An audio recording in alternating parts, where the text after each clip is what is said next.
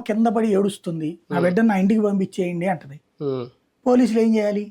ఉమ్, as per constitution, as per law అంతే. ఆ అమ్మాయిని ఆ అమ్మాయి మేజర్. పంపించారు. అవును. పంపిస్తుంటే వాళ్ళు కారు మీద పడి కొడతా, కారు ఎక్కించి పంపిస్తుంటే ఉమ్, కారుని గుద్దుతా కూడా నా రామ్మ రామ్మ అంటున్నారు. ఆ అమ్మాయి రావట్లేదు. ఉమ్, ఎవరిని అనాలి ఇప్పుడు?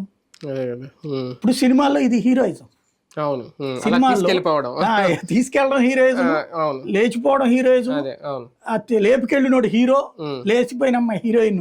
ఉమ్, అవి సినిమాల్లో నడిచినాయి. ఉమ్, అది అలవాటు పడ్డటువంటి యువతరం.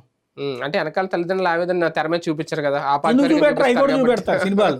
అదే. చూపెట్టినా ఏమంటారు అక్కడ? ఉమ్, ఆ తల్లిదండ్రులకి, అమ్మాయి తల్లిదండ్రులకి హీరో క్లాస్ పీకుతాడు, అది. ఉమ్, లేకపోతే హీరో ఫ్రెండ్స్ వీళ్ళు క్లాస్ పీకుతారు. ఉమ్, వాళ్ళు మనస్ఫూర్తిగా ప్రేమించుకుంటుంటే మీరేంటి ఇక్కడ?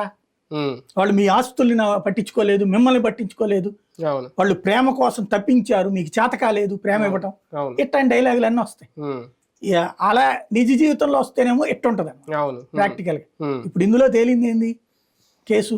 ఉమ్, అది ఆ అమ్మాయి. హ్యూమన్ ట్రాఫికింగ్ కాదు, ఉమ్, లవ్. అవును. అది లవ్ జిహాద్. ఇందులో వీడంట ఉమ్, ఇంకొక అమ్మాయిని ఫస్ట్ ఇట్లాగేనంట, ఉహు, వీడు గోకుడు గాడు. అవునా. ఓకే. ఇంతకు ముందు ఇంకొక అమ్మాయి ఈ సోషల్ మీడియాలో ఫ్రెండ్షిప్ చేస్తాడట, అవును. ఇంకొక అమ్మాయిని లేపుకెళ్ళాడట. ఉహు, లేపుకెళ్తుంటే అప్పుడు పోలీసులు పట్టుకుని ఉహు, కౌన్సిలింగ్ ఇచ్చారట. ఉమ్, ఆ తర్వాత అమ్మాయి వాళ్ళ ఇంటికి వెళ్ళిపోయింది. ఉమ్, ఇప్పుడు ఇది రెండోదంట. అమ్మాయిని పట్టుకున్నాడు. ఉమ్, ఈ అమ్మాయి 9 నెలల నుంచి ఉంది. అవును. అవును. ఇప్పుడు ఈ అమ్మాయి ఇవాళ వచ్చి కేసు పెట్టింది వాడి మీద. ఉమ్, నేను చాలాసార్లు చెప్పా, ప్రేమ పెళ్ళిళ్ళల్లో ఫస్ట్ సినిమాల్లో చూసినప్పుడు ఓ పేపర్ వేసేవాడిని ప్రేమించడం గొప్ప, అవును. లేకపోతే కనుక ఒక షాప్లో పనిచేసేవాడిని ప్రేమించడం గొప్ప. అదే. హీరోయిన్ డబ్బు ఉన్నటువంటి అమ్మాయి